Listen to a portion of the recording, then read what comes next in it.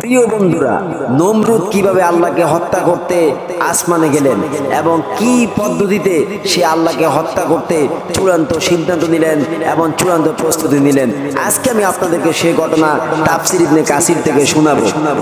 আসসালামু আলাইকুম ওয়া রাহমাতুল্লাহ। প্রিয় বন্ধুরা, আপনারা জানেন গোটা পৃথিবী শাসন করেছে তিনজন শাসক, তাদের মাঝে একজন হলো নমরুদ। এই নমরুদ নিজেকে শুধু খোদায় দাবি করেন নাই, বরং সে ইব্রাহিম নবীকে হুমকি দিয়ে বলতেন, আমি নমরুদ জীবন দান করি, আবার আমি নমরুদ মৃত্যু ঘটাই। নাউজুবিল্লাহ। একদিন ইব্রাহিম আলাইহিস সালাম বললেন, তাহলে তুমি সূর্যকে একদিন পশ্চিম দিক থেকে উঠাও।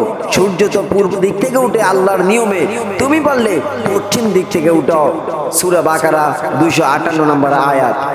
এরপর নমরুদ রেগে গিয়ে আল্লাহকে হত্যা করতে সিদ্ধান্ত নেন। নাউজুবিল্লাহ। এবং আকাশের দিকে তীর ছুটতে লাগলেন। নাউজুবিল্লাহ। এরপর নমরুদ আল্লাহর বিরুদ্ধে পৃথিবীর সকল নামি দামি সৈন্য সংগ্রহ করেছেন। সে আল্লাহর সাথে যুদ্ধ করবে। অবশেষে যুদ্ধের প্রস্তুতি নেওয়া হলো আল্লাহর সাথে বনাম নমরুদের। কি কঠিন পরিস্থিতি করেছে আল্লাহ নমরুদের, দেখুন। আগে প্রিয় বন্ধুগণ, এবার যুদ্ধের ঘটনাটি বলার আগে আপনাদেরকে নমরুদের পরিচয়টা করিয়ে দিচ্ছি। এই নমরুদ রাজা নমরুদ নামে পরিচিত ছিল। নূহ আলাইহিস সালামের মৃত্যুর পরের বছর মিশরে 42টি রাজ্যের রাজ্যপতিদের একটি সম্মেলন হয়। সেখানে নমরুদ রাজার রাজা, কিং অফ কিংস উপাধিতে ভূষিত হয়।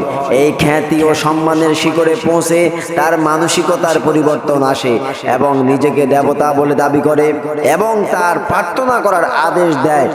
আর তখন থেকে প্রজারা তাকে উপাস্য রূপে তার পূজা করা অর্জন করা শুরু করেছে। নাউজুবিল্লাহ। হযরতে ইব্রাহিম আলাইহিস সালামকে আগুনে নিক্ষেপ।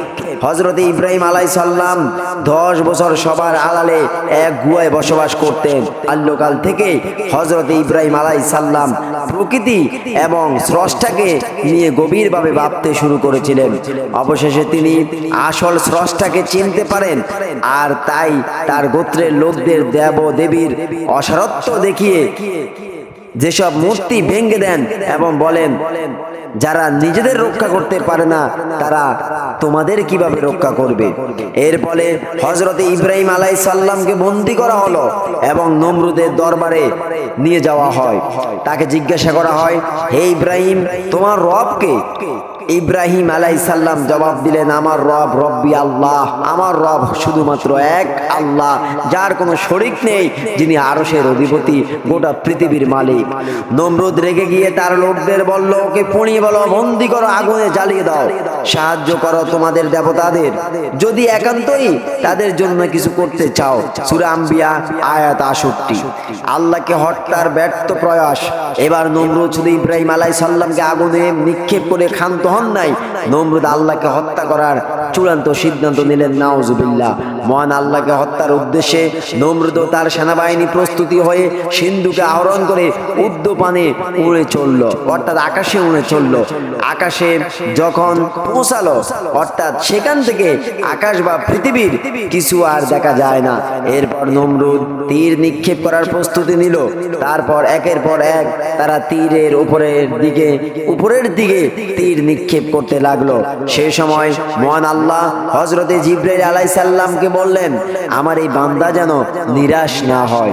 মহান আল্লাহর কথা শুনে হযরতে জিবরাইল আলাইহিস সালাম তীরের মাথায় রক্ত লাগিয়ে দেন এবং সেই তীর আবার ফেরত পাঠান এবং রক্ত লাগানো সেই তীর আবার নমরুদের কাছে ফেরত পাঠান, যাতে নমরুদ বুঝতে পারে সে হযরতে ইব্রাহিম আলাইহিস সালামের খোদাকে হত্যা করতে পেরেছে।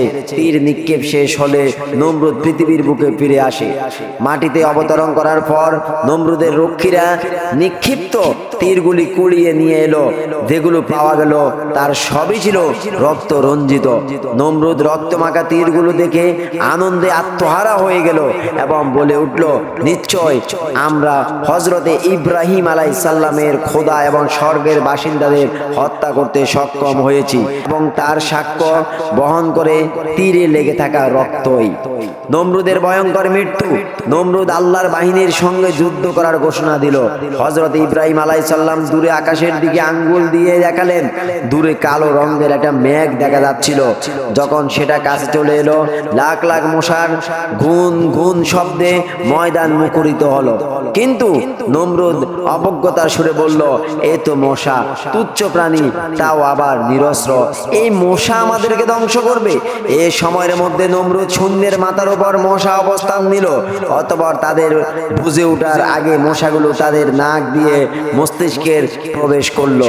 তারপর দংশন করা শুরু করলো। সৈন্যদের মধ্যে বিশৃঙ্খলার সৃষ্টি হলো। হিতাহিত জ্ঞান হারিয়ে তীর জান্দারা ওই সৈন্যগুলো উদ্দে তীর নিক্ষেপ, আর পদাতিক সৈন্যরা নিজেদের চারপাশে অন্ধের মতো তরবারি চালালো।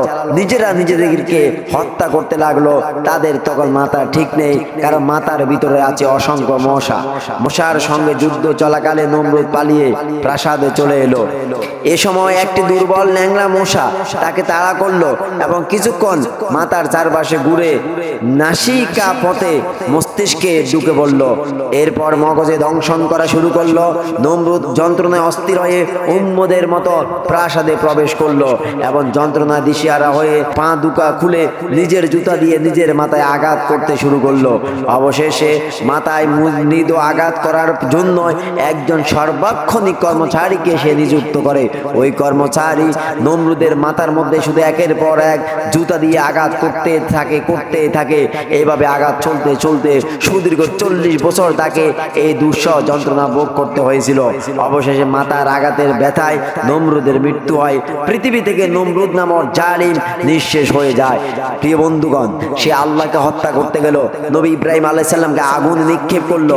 আল্লাহকে হত্যা করা তো পরের কথা, নবী ইব্রাহিম আলাইহিস সালামকে আগুন নিক্ষেপ করেও সে কিছুই করতে পারলো না। অবশেষে তার ধ্বংস সে নিজে ডেকে আনলো। আল্লাহ সুবহানাহু ওয়া তাআলা একটা ল্যাংড়া মশা, ওই মশাটা ছিল ল্যাংড়া, সেই মশার বাহিনী থেকে একটা ল্যাংড়া মশা দিয়ে নমরুদকে হত্যা করে দুনিয়া থেকে বিদায় দিলেন। প্রিয় দর্শক, প্রিয় বন্ধুরা, যদি ভিডিওটি ভালো লেগে থাকে একটা লাইক করবেন। আর ইতিহাসটা শোনার জন্য আপনাদেরকে ধন্যবাদ। এবং যাওয়ার আগে একটা অনুরোধ, যারা আমার চ্যানেলটি সাবস্ক্রাইব করেন না, প্লিজ চ্যানেলটি সাবস্ক্রাইব করবেন।